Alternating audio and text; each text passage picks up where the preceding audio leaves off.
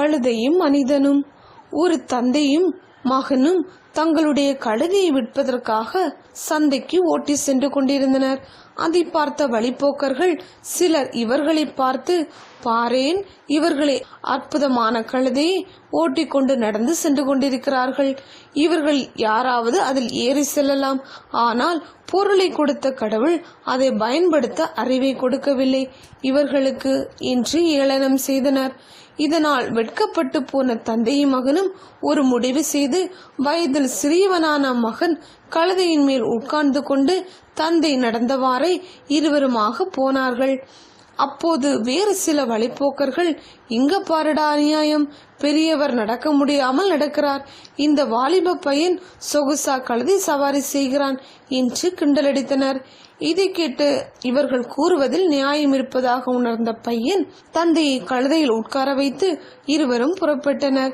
இன்னும் சற்று தூரம் சென்ற பின் ஒரு வழிப்போக்கன் இவர்களை பார்த்து, களி முற்றிவிட்டது, இங்கு பாரு, நல்லா சுக்கு மாந்தடி போல இருக்கிற பெரியவர் ஒரு நோஞ்சான் பையனை நடக்கவிட்டு தான் மட்டும் சொகுசாக கழுதை மேல் ஏறி போகிறார் என்றான். வழக்கம் போல இது கேட்ட தந்தை மகன் இருவரும் ஒரு சேர கழுதை மேல் ஏறிக்கொண்டனர்.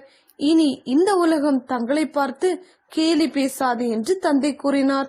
கொஞ்ச தூரம் சென்றபின் இன்னொரு வழிப்போக்கன் இவர்களை பார்த்து, 2 தடியன்கள் ஒரு நோஞ்சான் கழுதையின் மேல் ஏறி சவாரி செய்கிறார்கள், இரக்கங்கெட்ட ஜென்மங்கள் என்று காட்டமாக விமர்சித்தான்.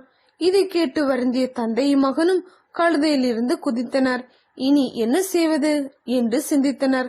நீண்ட ஆலோசனைக்கு பிறகு மக்கள் மனம் மகிழ கழுதையை நாம் கட்டி தோளில் சுமந்து செல்வோம் என்று முடிவு செய்தனர்.